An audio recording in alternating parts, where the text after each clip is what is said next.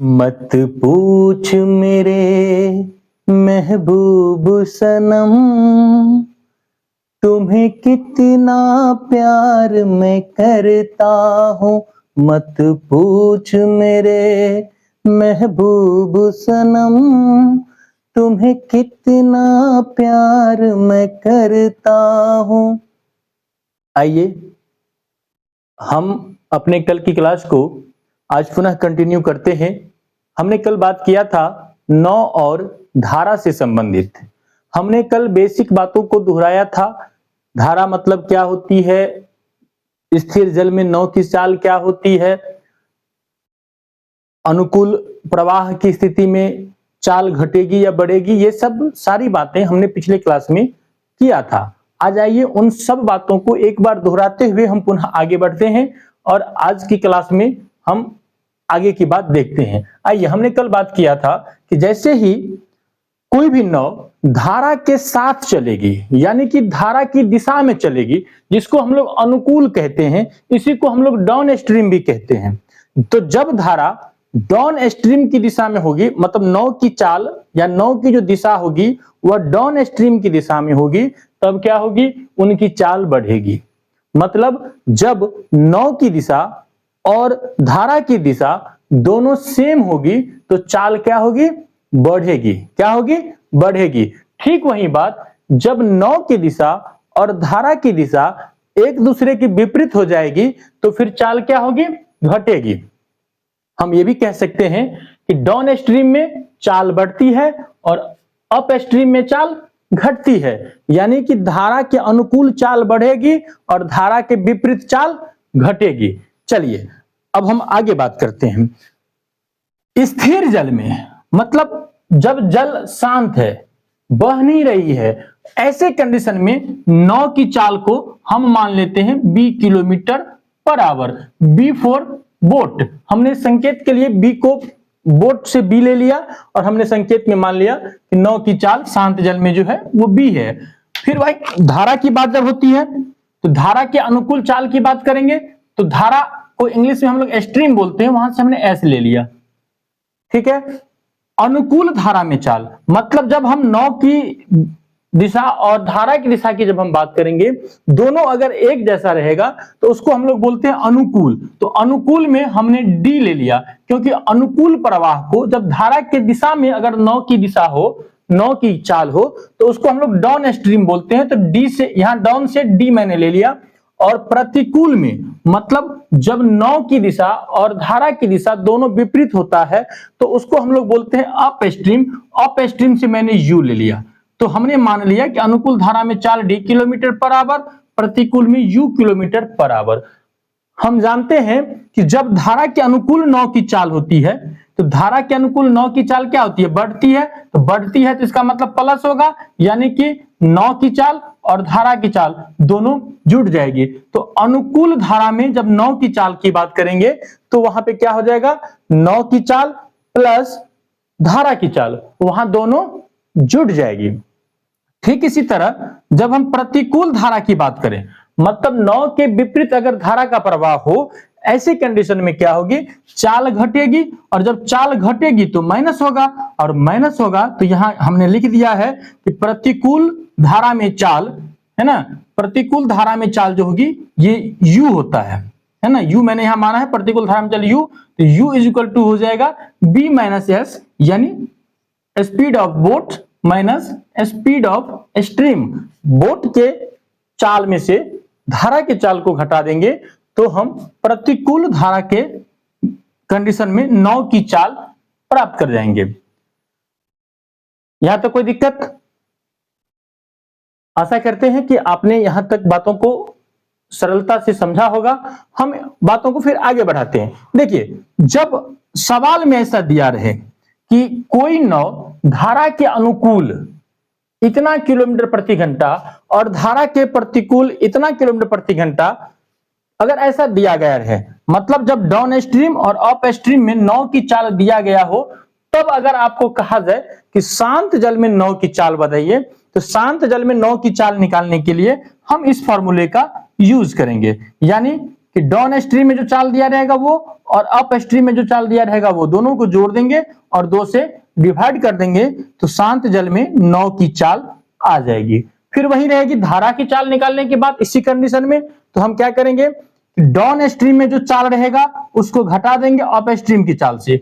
Down stream माने धारा के अनुकूल, धारा के अनुकूल जो 9 की चाल होगी उसमें से घटा देंगे अप स्ट्रीम यानी कि धारा के प्रतिकूल जो 9 की चाल है उसको। ये दोनों डिफरेंस करके उसमें से 2 से डिवाइड कर देंगे तो हमारा निकल जाएगा शांत जल में ये धारा की चाल, जब अप स्ट्रीम और डाउन स्ट्रीम आपका दिया रहेगा। एक कंडीशन इसमें फिर आता है कि सवाल दिया रहेगा कि कोई नाव धारा के अनुकूल d किलोमीटर जाता है और पुनः धारा के प्रतिकूल d किलोमीटर वापस आता है, तो d किलोमीटर जाने और d किलोमीटर आने में उसे कितना समय लगेगा। तो हम सभी जानते हैं कि दूरी बराबर चाल गुने समय होता है, तो इस कंडीशन के हिसाब से समय बराबर हो जाएगी दूरी बटे चाल। तो यहां हम क्या करेंगे कि जब हम धारा के अनुकूल d दूरी तय करने की बात करेंगे तो धारा के अनुकूल जब d दूरी तय करेगा तो वहां जो समय की बात करेंगे तो समय बराबर होता है दूरी बटे चाल, समय बराबर दूरी बटे चाल, और दूरी आपको पता है d, और चाल की बात रह गई तो अनुकूल में b प्लस एस। हमने यहां पढ़ा है कि धारा के अनुकूल 9 की चाल जो होती है वो b प्लस एस, तो हमने b प्लस एस लिखा। b for boat, s for stream, मतलब 9 की चाल और धारा की चाल, दोनों की चाल को जोड़ देंगे तो ये ओवरऑल चाल हो जाएगी, और इस चाल से जब हम दूरी में भागा दे देंगे तो धारा के अनुकूल जाने में जो समय लगेगा वो हमको निकल जाएगा।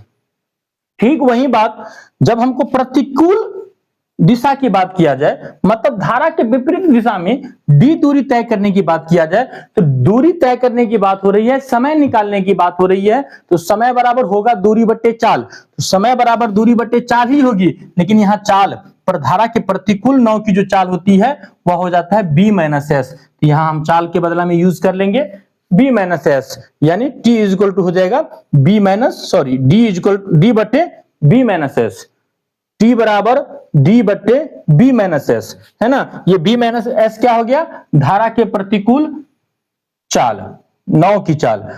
अब मान लीजिए कि आपने d दूरी गया तो आपको इतना टाइम लगा, आप d दूरी आए तो इतना टाइम लगा, तो मान लीजिए कि d दूरी जाने और d दूरी वापस आने में जो टोटल टाइम आपका लगा वो t1 प्लस t2।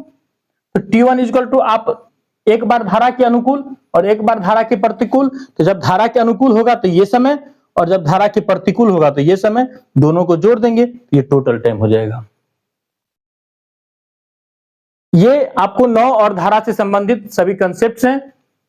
अब हम बारी बारी से हर कंसेप्ट पर एक दो सवाल करके देखेंगे कि सवाल कैसे परीक्षाओं में पूछा जाता है। आइए हम कुछ सवाल को देखते हैं, फिर आपसे पहले मैं एक दो करके दिखा देता हूं, फिर आपको करने के लिए भी दिए जाएंगे। आइए हम अब इन बेसिक सवालों को हल करने का प्रयास करते हैं। आइए पहले हम इन सवालों को एक बार पढ़ते हैं और इन सवालों को अपने इस कंसेप्ट से जोड़ने का प्रयास करते हैं कि ये सवाल कैसा है और कैसे बनेगा, सवाल का लेवल क्या है। तो मैं आपको बता दूं कि ये सवाल बहुत ही बेसिक सवाल हैं जो आपके कंसेप्ट को मजबूती प्रदान करेगा। तो चलिए हम लोग इनको पहले पढ़ते हैं कि सवाल क्या कहता है। देखिए सवाल कहता है कि नाव की स्थिर जल में चाल, है ना, नाव की स्थिर जल में चाल 18 किलोमीटर प्रति घंटा है और धारा की चाल 3 किलोमीटर प्रति घंटा है। यानी कि शांत जल में नाव की जो चाल है वह 18 किलोमीटर प्रति घंटा है और नाव की धारा की जो चाल है वह 3 किलोमीटर प्रति घंटा है।